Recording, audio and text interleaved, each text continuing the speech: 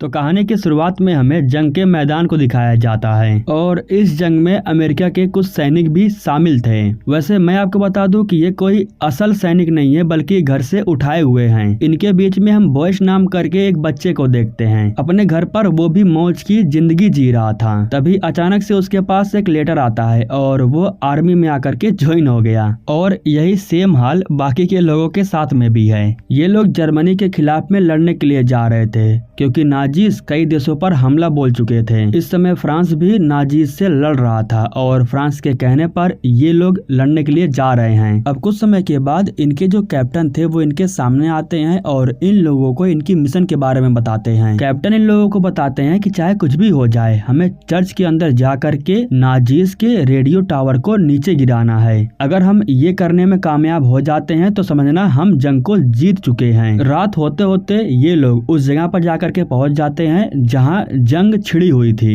इनके प्लेन के ऊपर जब हमला होना शुरू हो जाता है तो सभी सैनिक एकाएक उठते हैं और वो काफी घबराए हुए भी थे। इनके प्लेन के अंदर धड़ाधड़ गोलियां चलना शुरू हो जाती है। इनका जो प्लेन था वो पूरा डैमेज हो चुका था। इसी वजह से सभी सैनिक एक एक करके नीचे की तरफ जंप कर रहे थे। अब इस समय हमें बॉयज को दिखाया जाता है जो ऊपर से गिरने के बाद नीचे पानी के अंदर चला जाता है। पानी के ज्यादा नीचे जाने के बाद वो एक चाकू की मदद से पैराशूट को काटता है और ऊपर की तरफ आ जाता है। जब वो पानी से बाहर निकल करके आता है तब उसे मालूम चलता है कि वो अपनी टीम से बिछड़ चुका है। लेकिन जब वो जंगल की तरफ जाता है तब वो अपने कैप्टन को देखता है जो कि नाजीज के सामने खड़े थे। बॉयस उन्हें जाकर के बचाना चाहता था लेकिन तभी यहीं पर सार्जेंट फोर्ड आ जाते हैं जो कि उन्हें रोक देता है और फिर सभी नाजीज कैप्टन को मौत के घाट सुला देते हैं। अब इसी बात को लेकर के जो बॉयस था वो सार्जेंट फोर्ड से थोड़ा नाराज हो गया था। फोर्ड कहता है कि हमें गन को पकड़ना भी ठीक से सिखाया नहीं गया है, हम उन्हें संभाल नहीं पाते,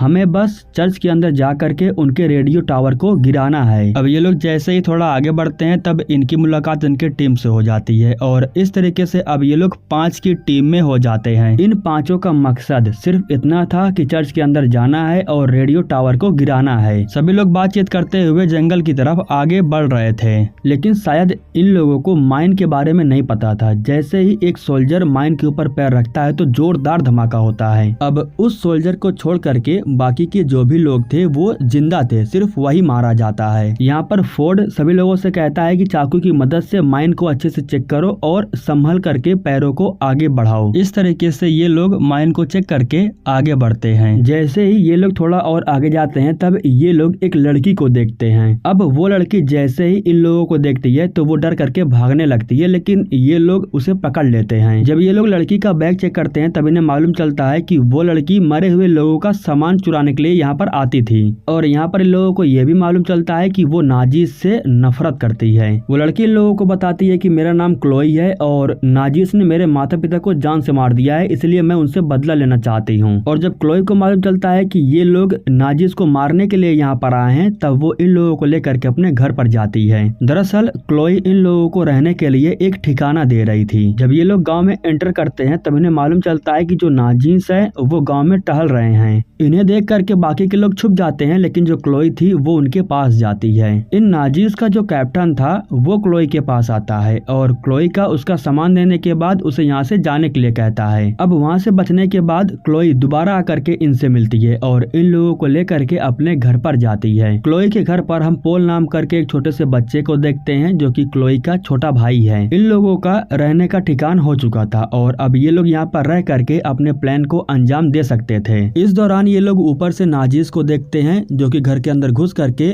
उन्हें बाहर लेकर के आते थे और उन्हें जान से मार देते थे। क्लोई इन लोगों को बताती है कि नाजीज ये रोज करते हैं, वो किसी के भी घर के अंदर घुस करके तलाशी लेते हैं और अगर वो चाहे तो उन्हें जान से मार भी सकते हैं। अब रात के समय में जो नाजीज का कैप्टन था वो अपने लोगों के साथ में क्लोई के घर पर आता है। दरअसल वो क्लोई के घर तलाशी लेने के लिए नहीं बल्कि क्लोई से पर्सनली मिलने के लिए आया था। दरअसल वो क्लोई के साथ में शारीरिक संबंध बनाने के लिए आया था लेकिन बॉयज से ये देखा नहीं जाता है और वो उसके सामने आकर के गन तान देता है। वैसे मैं आपको बता दूं कि इस कैप्टन का नाम है जैक। जब फोर्ड उसकी तलाशी लेता है तब उसके जेब में उसे एक लाइटर मिलता है। लाइटर के अलावा उसके जेब में और कुछ भी नहीं था। जैक को बेहोश करने के बाद ये लोग घर के अंदर ही उसे बांध देते हैं और अब जो बॉयज था था वो नाजीज का पीछा करते हुए उनके कैंप तक जाने की कोशिश करता है। उन लोगों का पीछा करते हुए वो बड़े ही आराम से चर्च तक पहुंच जाता है जहां पर रेडियो टावर था। यहाँ बॉयज देखता है कि ये लोग इंसानों को पकड़ करके उसके ऊपर एक्सपेरिमेंट कर रहे हैं और जिस इंसान के साथ में एक्सपेरिमेंट फेल हो जा रहा है ये लोग उस इंसान को जिंदा जला दे रहे हैं। अब वो जब यहाँ से जाने की कोशिश कर रहा था तभी एक कार आ जाती है जो कि नाजीज का था। कार को देख करके जब वो छुपता है तो उसके पीछे एक कुत्ता आ जाता है। अब उस कुत्ते से जान बचाने के लिए जो बॉयज था वो नाजीज के कार में जाकर के बैठ जाता है और जब वो कार में जाकर के बैठ जाता है तब उसे मालूम चलता है कि वो लाशों के कार में जाकर के बैठा है और वो जो कार थी वो चर्च के अंदर जा रही थी। तो इस तरीके से अब जो बॉयज था वो भी चर्च के अंदर पहुंच जाता है। अब जब सैनिक लाशों को लेकर के अंदर जा रहे थे तो इस दौरान बॉयज को मौका मिलता है, वो कार से नीचे उतर करके चर्च के अंदर चला जाता है। अंदर जाने के बाद वो ढेर सारे इंसानों को चिल्लाते हुए देखता है। दरअसल इन्हीं इंसानों को पकड़ने के बाद नाजीज उनके ऊपर एक्सपेरिमेंट कर रहे थे। अब इसके बाद बॉयज जब आगे बढ़ता है तब वो नाजीज के कंट्रोल रूम को देखता है जहां ढेर सारा रेडियो रखा हुआ था और इसी जगह से नाजीज को ऑर्डर मिलता था।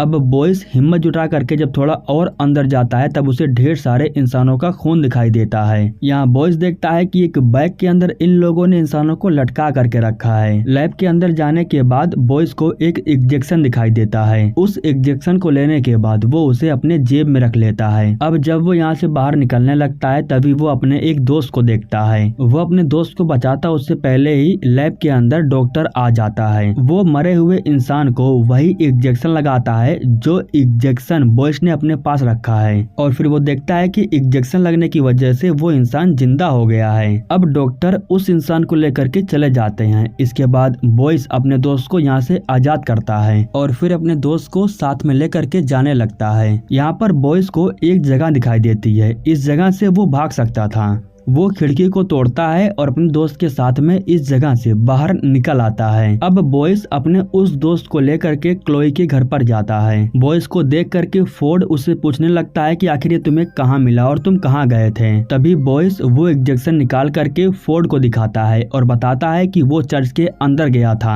चर्च के अंदर एक लैब है जहाँ वे लोग इंसानों के ऊपर बहुत ही बुरी तरीके से एक्सपेरिमेंट कर रहे हैं। अब फोर्ड उस इंजेक्शन को लेकर के जैक के पास जाता है और उससे उस इंजेक्शन के बारे में पूछता है, लेकिन बहुत कोशिश करने के बाद भी जैक उस इंजेक्शन के बारे में इन लोगों को कुछ भी नहीं बताता है। इसी वजह से फोर्ड को बहुत गुस्सा आता है और वो जैक को बहुत पीटता है। फोर्ड सभी लोगों से कहता है कि हमें फौरन चर्च के अंदर जा करके हमला करना होगा क्योंकि हमारे पास समय बहुत कम बचा हुआ है। अब ये लोग नीचे थे और इस दौरान इनका एक सोल्जर ऊपर जैक के पास चला जाता है। दरअसल ये लोग जैक को निशाना बना करके उसे अपने साथ चर्च में लेकर के जाना चाहते थे, लेकिन इस दौरान जो जैक था वो सोल्जर के ऊपर हमला कर देता है और उसके ही गन को छीन करके उसे शूट कर देता है। हालांकि बॉयज आकर के जैक को रोकता तो है लेकिन काफी देर हो चुकी थी। गोली लगने की वजह से लगातार उसके शरीर से खून बहने लगता है और कुछ ही समय के बाद उसकी मौत हो जाती है।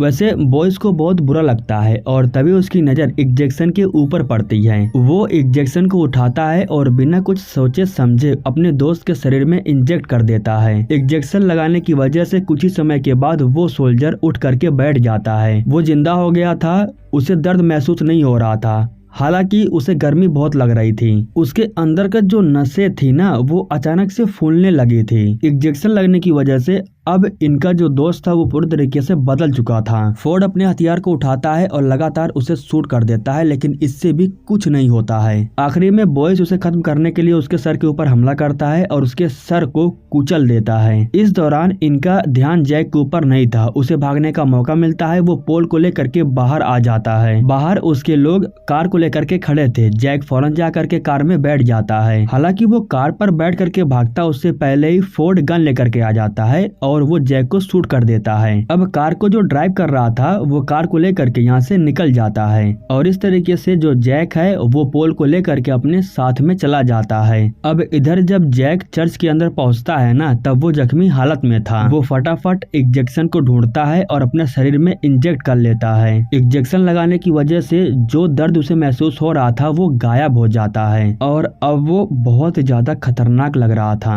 इधर फोर्ड अपनी टीम के साथ मिल करके चर्च पर हमला करने के लिए प्लान बनाता है। अब प्लान ऐसा था कि सबसे पहले जो क्लोई थी वो जा करके नाजीज का ध्यान भटकाती है। जैसे ही नाजीज की नजर उसके ऊपर पड़ती है तब वो नाजीज क्लोई का पीछा करता है। पुल पर पहुंचने के बाद जैसे ही वो क्लोई के साथ में बदतमीजी कर रहा था तभी पीछे से फोर्ड आ जाता है जो उसके ऊपर हमला करके उसे मार देता है। उसके बाइक को लेने के बाद उसके बाइक पर एक नाजीज को बैठा करके चर्च के अंदर भेज देता है। मुंह पर से टेप को खींचने की वजह से एक बम का क्लिप खिंच जाता है जिसकी वजह से जोरदार धमाका होता है और ढेर सारे नाजीज मारे जाते हैं। कुछ नाजीज जैसे ही बाहर आते हैं तो बाकी के लोग उन्हें गन से शूट करके मार देते हैं। अब जो बॉयज था वो फोर्ड को लेकर के पीछे के रास्ते से चर्च के अंदर जाता है। फोर्ड चला जाता है चर्च के अंदर बम बिछाने के लिए और जो क्लोई थी वो बॉयज के साथ लैब के अंदर आ जाती है पोल को ढूंढने के लिए। जब पोल उसे मिल जाता है तब बॉयज उसे यहाँ से जाने के लिए कहता है। क्लोई अपने भाई को लेती है और उसी रास्ते से जाने लगती है जिस रास्ते से ये लोग अंदर आए थे। लेकिन तभी एक अजीब आदमी आकर के क्लोई के ऊपर हमला कर देता है और उसे अंदर खींच लेता है। वो क्लोई के ऊपर हमला करके उसे मारने वाला था लेकिन तभी क्लोई के हाथ में गन था जिससे वो उसे शूट कर देती है। गोली लगने की वजह से भी उस पर कोई फर्क नहीं पड़ता है। वो फिर से खड़ा हो जाता है और क्लोई का पीछा करने लगता है। क्लोई भागते हुए बाहर आती है जहाँ उसे गैस का छोटा सा सिलेंडर दिखाई देता है। अब उस सिलेंडर को लेने के बाद क्लोई उस आदमी को आग से जला देती है जिसकी वजह से उसकी मौत हो जाती है।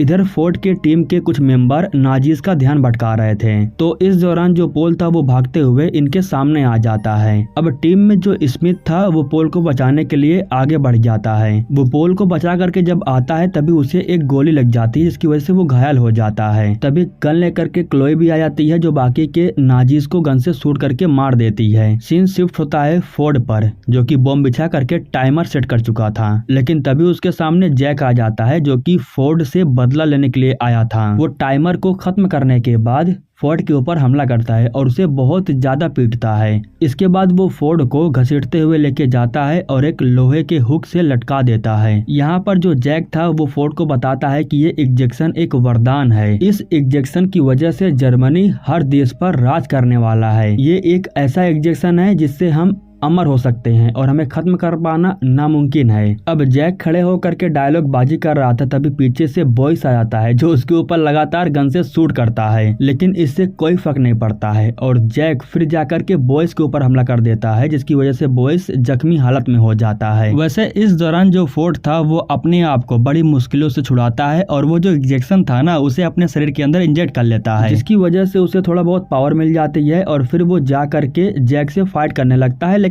फिर भी वो हार जाता है। मौका देख करके फोर्ड एक गैस सिलेंडर को जैक की तरफ फेंक देता है और जो बॉयज था वो निशाना लगा करके उस सिलेंडर को शूट कर देता है जिसकी वजह से एक जोरदार धमाका होता है। अब इस धमाके की वजह से जैक अपनी जान गवा बैठता है और जो फोर्ड था वो बॉयज को धक्का दे करके लैब से बाहर भगा देता है और खुद गेट को बंद कर लेता है। दरअसल फोर्ड का ये कहना था कि चर्च को बम से गिरा दो ताकि चर्च के अंदर जो कुछ भी है वो मेरे साथ यहीं पर दफन हो जाए और यहाँ से बाहर जाने के बाद किसी को भी इस जगह के बारे में मत बताना। अब उस एक्सपेरिमेंट की वजह से जितने भी लोग थे वो जिंदा हो रहे थे। उन सबको खत्म करने के लिए फोर्ड अपने आप को धमाके से उड़ा लेता है और उसके साथ साथ जितने भी लोग थे वो भी धमाके में खत्म हो जाते हैं। चर्च पूरी तरीके से खत्म हो जाता है। जो कुछ भी चर्च के अंदर था या फिर लैब के अंदर था वो वहीं पर दफन हो जाती है। इसके बाद बॉयस लौट करके अपने दोस्तों के पास आ जाता है जहाँ वो इन लोगों को बताता है कि फोर्ड मर चुका है, वो जिंदा नहीं है लेकिन उसकी वजह से चर्च पूरी तरीके से तबाह हो चुका है। मिशन से लौट करके आने के बाद बॉयज से काफी कुछ पूछा जाता है लेकिन वो किसी भी बातों का जवाब नहीं देता है। इसी के साथ दोस्तों ये कहानी यहीं पर खत्म हो जाती है। दोस्तों हमारे YouTube चैनल को सब्सक्राइब करने के लिए आप लोगों का दिल से शुक्रिया।